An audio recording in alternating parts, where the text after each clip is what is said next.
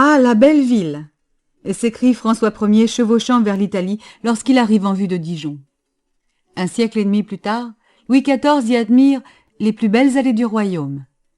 Aujourd'hui encore, Dijon a préservé charme et séduction, enserrant le vieux centre médiéval en un ensemble de places, de boulevards, d'édifices publics qui parviennent à tisser une véritable continuité urbaine vers des espaces verts aux portes de la ville. Carrefour d'échanges sur la route de l'Ambre et de l'Étain entre le bassin de la Seine et celui du Rhône, Dijon fut d'abord Divio, castrum gallo-romain, mais bien plus tard, ce sont les grands ducs de Bourgogne qui donnent au Moyen-Âge gloire et prospérité à la ville. Avec la mort de Charles le Téméraire, la belle cité connaît la décadence des années de guerre et de peste.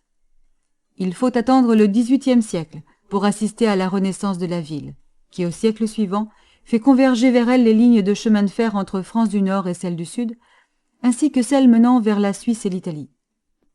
Dès lors, la ville connaît un accroissement ininterrompu sans rien renier d'un passé qu'elle s'évertue de mettre en valeur.